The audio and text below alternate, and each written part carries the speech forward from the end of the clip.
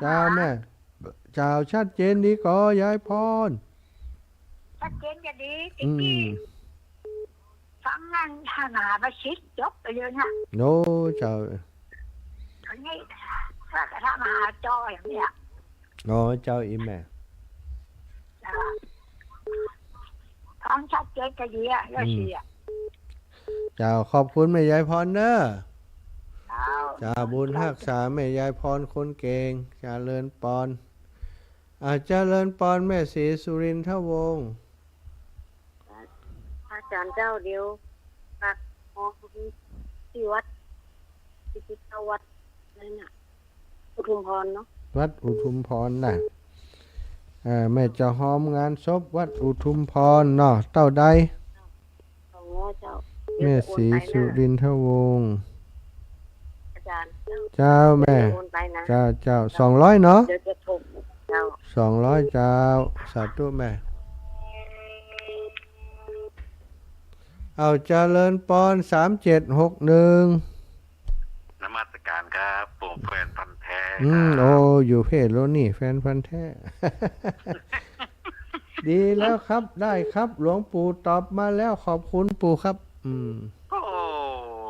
วัดแม่ริมจะมีปอยหลวงครับเอาบอกเลยยินดีวัดแม่ริมมีปอยหลวงสิ้นเดือนนี่แหละครับวันที่เท่าไหร่ครับวันที่29ครับถึงวันที่1 เมษาเลยครับโอ้สาธุ29ถึง1 เมษายนเนาะปอยหลวงวัดแม่ริมอีกอะวัดหยังมีแล้ววัดหยังวัดหยังครับไปข้าแบบวัดหยังวัดหยังวัดแม่ริมครับวัดแม่ริมเลยเนาะโอ้สาธุเนอะศรัทธาญาติโยมใครจะไปเอวปอยหลวงวัดแม่ริมไปกันเนอะไปเจอแฟนพันธุ์แท้ที่ปุ่นครับนี่โตมากำลังใจท่านนะครับขอบคุณมากนิมนต์มหาสมชาติไปพ่องกะได้ครับมาได้เลยครับน้ามาเลยครับผมจะต้อนรับเลยอย่างดีครับสาธุสาธุเดี๋ยวจะไปแล้วหูจักเห็นเลยครับหูจักกับครับน้าสาธุสาธุ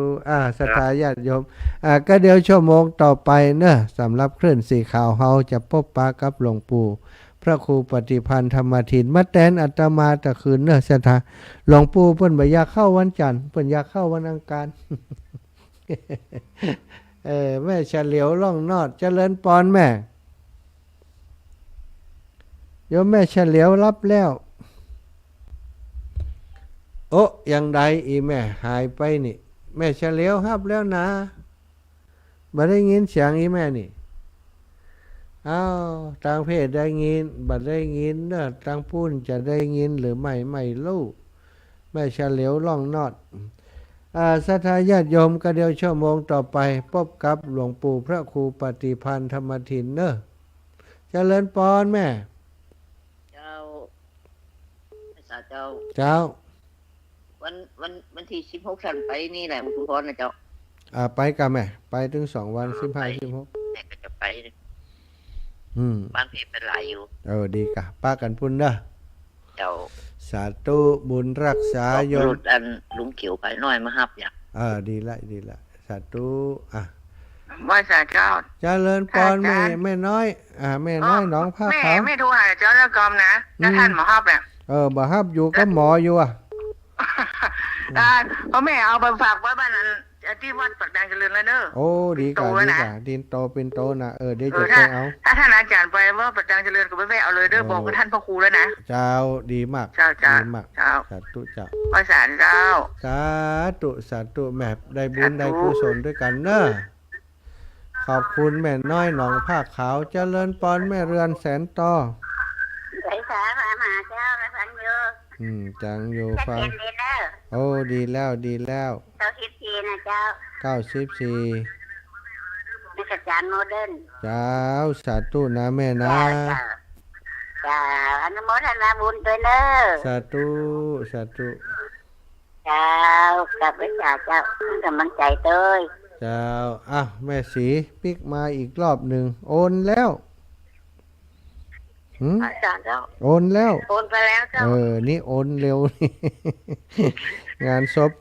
ของท่านอาจารย์ งานศพทุเจ้าเนอะแม่สีโอนมาแล้ว อนุโมทนาบุญนะแม่เนอะ เจ้า จ้าสาธุสาธุขอบคุณอนุโมทนาบุญเวลาหมดเวลาแล้วศรัทธาญาติโยมท่านเจ้าทั้งหลายขอบคุณศรัทธาญาติโยมทุกท่านทุกคนแม่สายทองพดมาแหมสาย พระวิสาเจ้ายังฟังอยู่ ฟังอยู่เนาะสายใต้ ทักษิณดี98.75นี่เจ้า จ้าติดตามฟังหลวงปู่ตอนเนอะแม่เนอะ มันก็ได้โอนด้วยหลวงปู่ก็แล้วก็คุณตำรวจก็บอกว่าคุณแถม เจ้า ขนมบุญด้วยนะ ดีแล้วดี จะ แล้ว เอามาพร้อมกับเบิ้งภาษา5แผ่นหนึ่งเนาะ ดีกะแม่สาธุขอบคุณแม่นะ กับไว้สาเจ้าสาธุเจ้ากับไว้สาเจ้า เวลาหมดเวลาความจริงนี่ถ้ามาเจ้าจะเฮอแม่สายทองได้อูดได้จ่าเพิ่นมีคำข่าวคำกรนักชั่วโมงต่อไปหลวงปู่จะฝากหลวงปู่ประชาสัมพันธ์รายชื่อของพี่น้องเมืองฝั่งของแม่จงดีเดี๋ยวจะส่งไปในไลน์ของหลวงปู่เด้อรบกวนหลวงปู่ประกาศให้จิมแม่ชาเหลียวล่องนอดพดมาแหมสายว่ากันไปอาเล ได้ยินก่อนเจ้า ได้ยินแล้ว ขี้เจ้าอันสั่นได้ยินเจ้าอู้สั่นได้ยินเจ้า อีแม่ได้ยินเฮาเนาะ เจ้าแล้วเจ้าอู้สั่นได้ยินเจ้าแต่ ได้ยินแต่เกมเดียวได้ยินละ เดี๋ยวนี้ได้ยินเนาะเจ้ามาแล้วนะ มาแล้วแหละมาเวียงป่าเป้าแล้วเนาะ เจ้าอยู่บ้านเนี่ยนี่ ไปอัน มาฟังฉันต่อ ดีแล้วจะไปแอวหาถ้าไปอันเมืองฝางจะแวะไปแอวหาเนอะไปด้วยกันกะ เจ้า ไปเมืองฝางด้วยกันกะไปเมืองฝางด้วยกันกะ บัดตาเดี๋ยวลูกพูดมาเดี๋ยวบัดใครสบายเหรอมั้ง นั่นเอาละแม่เวลาตุลูกหมดแล้วนะบุญรักษาเนอะ เจ้า สาธุบุญรักษาศรัทธาญาติโยมทุกท่านทุกคนเนอะจัตตารโอธัมมาวาทันติอายุวันโนสุขังพระลัง